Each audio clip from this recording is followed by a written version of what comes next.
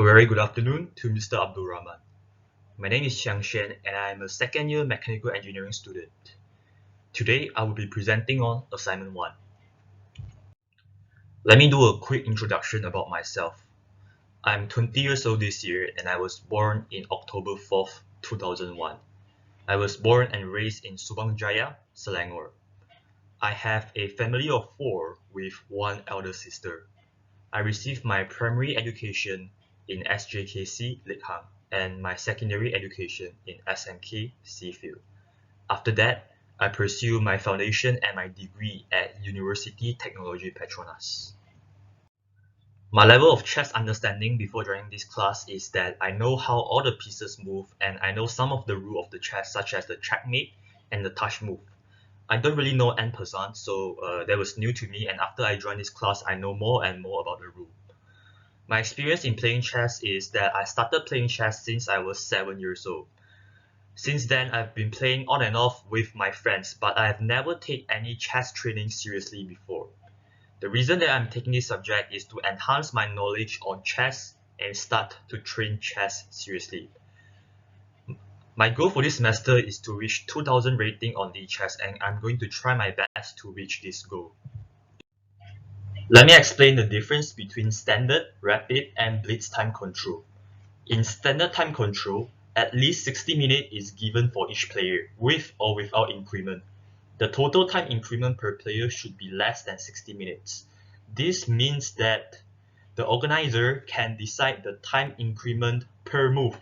However, the total time increment per player, the cumulative total time increment, should be less than 60 minutes. Or else it will be sudden death, which means that there is no more time increment. In rapid time control, it is similar to standard time control, except that it is at least 10 minutes but less than 60 minutes for each player, with or without time increment. The total time increment per player should be less than 60 minutes.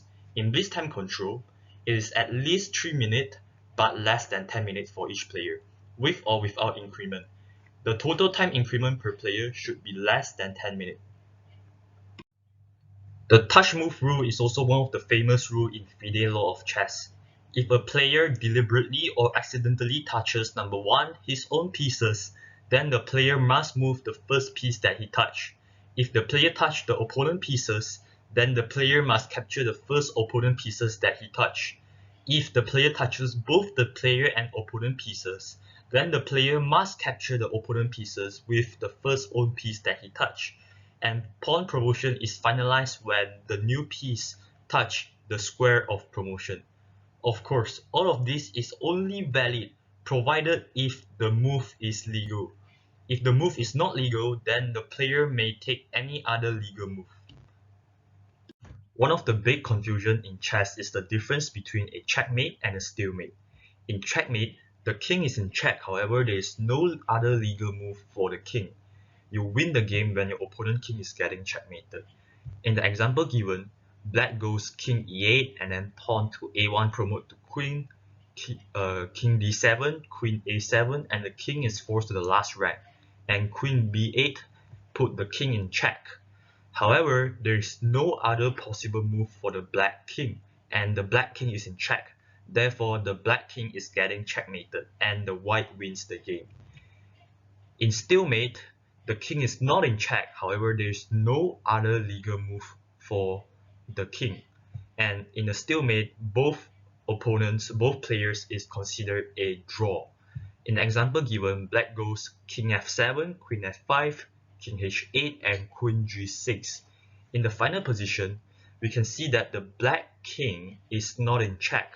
However, there is no other possible move for the black king, no other legal move for the black king, and therefore it is a stalemate and it is considered a draw. Here are some of my game histories and my first 8 moves of the game. So for the first 5, I play as white and I have 4 wins and 1 loss. Here are the other 5 games that I played as black. I have 3 wins and 2 losses. I actually feel not so comfortable playing in black, and that is something that I need to overcome so that I can become a well-rounded player. That is all from me. Thank you.